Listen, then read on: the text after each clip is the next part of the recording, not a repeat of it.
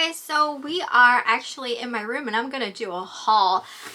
So you might have seen, I just wanted to show you some of the things that we ended up picking up at a yard sale.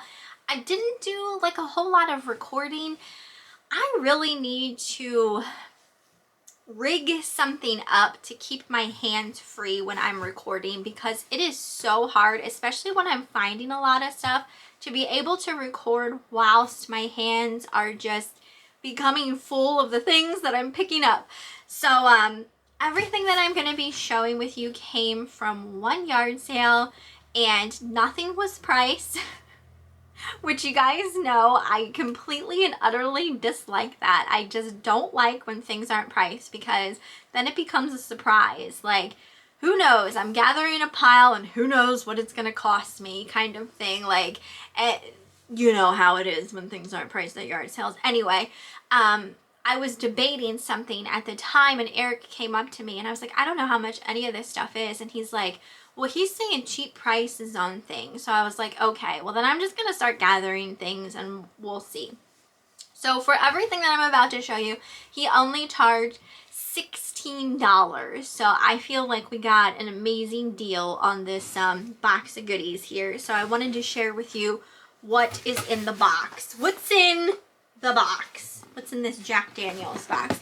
Okay, I'll show you some of the things Eric picked up first, because he picked up a lot of glass.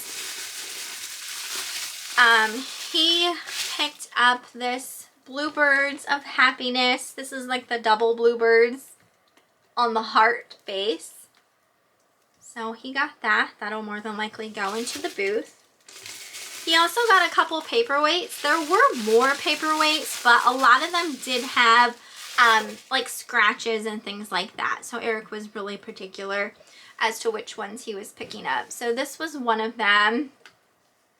That looks like this. Real pretty blues in there. So we got that one. I feel like one was signed. It's not that one, but I feel like one of them was. Then he also got this one. This one's real pretty. This one's signed. This one's definitely signed. I don't know yet who it is. He might have said already. But it's always nice to find the signed glass paperweights. So we got that one. Then he also got this one. This one's real big. This was probably the biggest one. I don't see a signature on this, but it's real pretty. I like all the swirls in it, and it's much larger as well, super heavy. So he picked up those pieces. Then I'll show you the things I picked up. Some of it was a lot of like small things. This was a fun find. This is a vintage Lisa Frank sticker set. And it is actually still sealed. So it has these penguins on it. It says it's 6 feet of stickers on a roll. And these are the vintage Lisa Frank. I know I've said before, I think I made a video from it. The one way of knowing a vintage Lisa Frank is the capital L in Lisa and capital F in Frank. But if you were around during the vintage Lisa Frank era, you can spot it yourself, no problem, without even looking at, you know, the logo. So yeah, that was a super fun find. Then let's see, I have a whole bunch of stuff in this little, this is like a milk glass mug. It's of Annie. The sun will come out tomorrow. Like, that's what I have to sing today in Count of the Rain. Anyway, this is by Glass Bake. So it says Leapin' Lizards on this side, and then it just says ARF here because of the doggo. I loved that freaking movie when I was younger. Anyway, this mug I think I'm going to put in a Whatnot show, a vintage variety Whatnot show. And then I have a bunch of stuff inside of it, and then some stuff that fell out. I did get 2 brooches. So this first one is this little cat with the rhinestone eyes.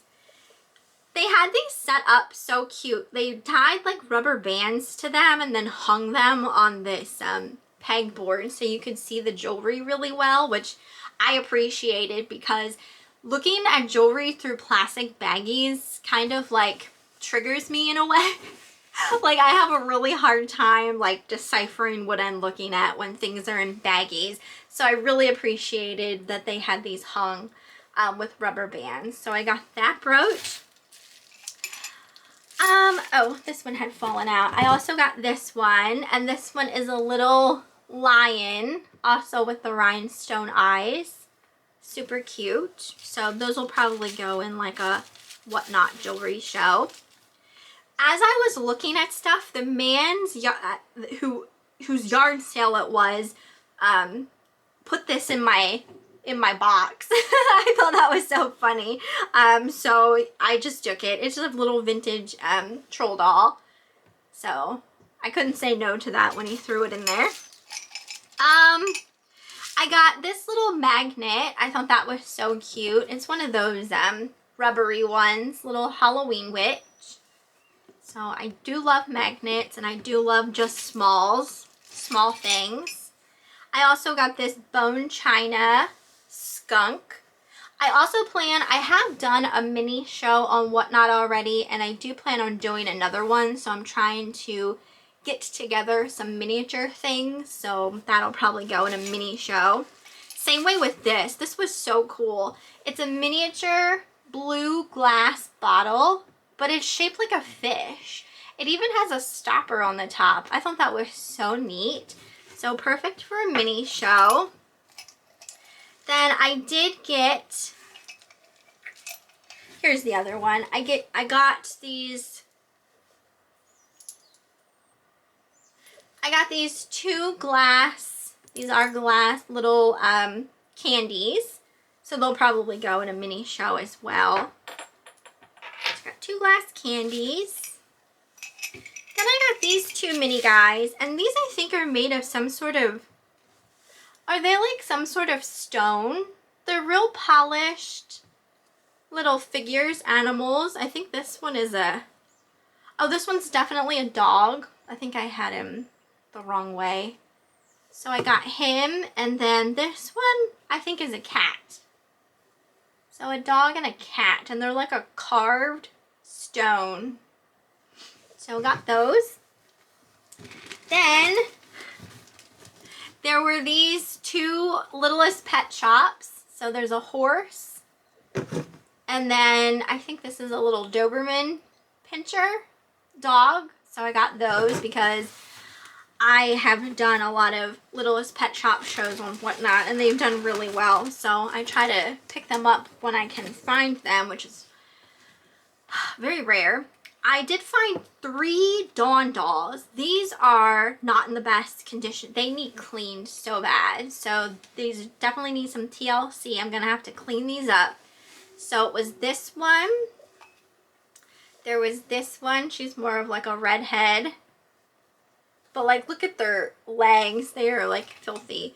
And then this one, which is more of like a blonde one. So I am doing, I know, I'm just, what not this, what not that. It's probably annoying to some people, but I do have a vintage toy show scheduled, so they might go in there after I clean them up. Same way with this next item. This is old. I had one of these when I was younger, but it was like a space type of game. This is from 1989 by Konami. This one's called Double Dribble. So it's a basketball game, like a handheld electronic basketball game. So I'll have to make sure that works properly. The battery compartment's clean. It's not, you know, corroded or anything like that. So that's always a plus. Then I got this magnet. I think this is vintage too. It looks like a cheeseburger. It's so cute. So I got that. You can put that in a mini show or a vintage variety show. I also got this one. I love Intercourse, Pennsylvania. Yes, that is actually a town here in Pennsylvania called Intercourse. So got that, had to. That was so funny. Then this is another troll. This one's still on its original packaging. It says Good Luck Troll Necklace. So it's actually a little necklace. So picked that one up. Probably again going in like a vintage toy show. I got 2. I only saw 2 of these old ornaments, these blown glass ornaments. So I picked up that one that says Made in USA on the top. And then I also got this one. This one has a little bit of paint loss, but I do feel like these are harder to come by, really. And this one, I feel like this one might say Germany. I'll have to see a little bit better. I can see better close up without my glasses on. That's why I lift them up. Then I also picked up this little set of Christmas magnets. I thought these were so cute, and they are new. They're still in their little wrappers. So there was this little deer, this mouse. This one's my favorite. The mouse, and then the penguin. That's my second favorite with the little tie. So those are all new, vintage, made in Hong Kong. Here's what the packaging looks like. So I got those. So this is what I was tossing up in the air before Eric said his prices were real cheap. It was this baggie of vintage dog clothes. And I didn't really know the condition of what some of them would be or what all they were and that kind of thing. So like I really didn't want to spend much on it because, you know, a lot of the times when you come across like the old doll clothes, they're not in very good condition. They have tears, they have rips, they have stains, just, you know, weren't really all that greatly taken care of. I didn't really go through the whole bag yet, but I did see this jacket in there, and this is a Francie jacket. It is tagged Francie. This orange kind of nylon zippered jacket. I think this here is worth around like 50-ish some dollars just for this jacket. So thankfully that's in really nice condition. Some of the things I was looking at, you know, weren't in the best condition, you know, like tears and that kind of thing. But even if nothing else is in that great of condition, I still think that's a great deal. I think this looks okay. Yeah, that still has the button. So I'll have to do some research on these and obviously look them over really well and go from there. But that right there I thought was a great grab, since like I said, we only paid $16 for everything that was in this box. And then I was looking at the books and I saw this bag of books and I was like, oh my gosh, I'm getting that book. So I've had this book already and sold it. Actually, I think I had it twice. I found it twice at various yard sales. Now this book is also a local book, but it also, sorry guys, like I'm eating my hair or something. But it's also like about, it's a true story about murder and like witchcraft kind of thing, like back in the day, like the Pennsylvania Dutch and stuff like that. Like they were really into like hexes and things, and they thought, you know, like if they had bad luck and stuff like that, that like that meant someone put a hex on them and, you know, things like that. But this was based on a true story of a murder that was local. And anyway, I've come across this book twice at various yard sales. This is the third time I found it at a yard sale now. And I've sold every copy that I've picked up. So I knew I was going to get that because I've, you know, sold it before. But there were also two other books in here. And this book here, this one's from 1971. So this one's called Pow Wow's The Long Lost Friend, Famous Witch Book of the Pennsylvania Dutch.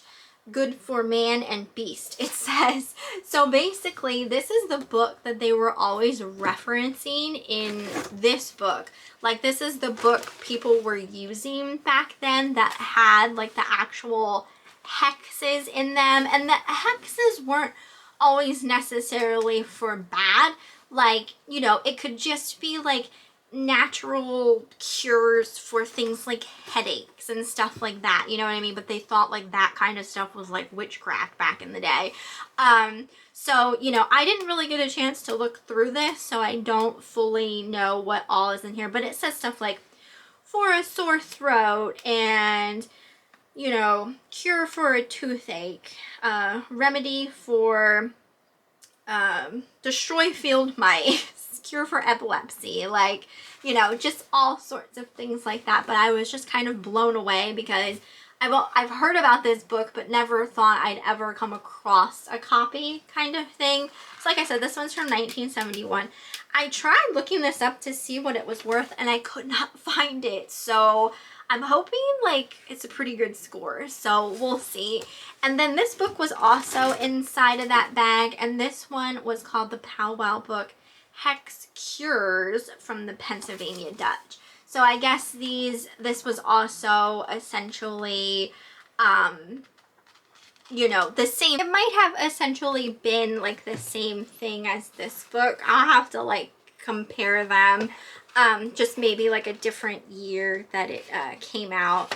This one looks like it was from, yeah, like this one I think is, you can kind of see it was like a reproduction. Like they pretty much just scanned the original book into this book kind of thing. So we'll see what this is worth as well, because I'm not entirely sure. But I thought that was like a super interesting find, not something I thought I was ever gonna come across. I mean, obviously the book that I, you know, sold before, that didn't surprise me, but to come across those other books was pretty surprising. The last thing that I have in this box didn't come from that yard sale. It came from another yard sale, but I'll show it to you anyway. It was this real pretty trinket box shaped like an egg. Very blingy. It's enamel, so here's what it looks like on the inside. And then it comes with a little stand to hold it as well. So I paid $1 for that at a yard sale. So again, either I'll probably put this in the booth or potentially a whatnot show. But that is everything for this haul. Just wanted to share it with you because I thought that was a pretty good box full of goodies for, what did I say, $16 for all of that. So yeah, hopefully you guys enjoyed this video and I will see you next time.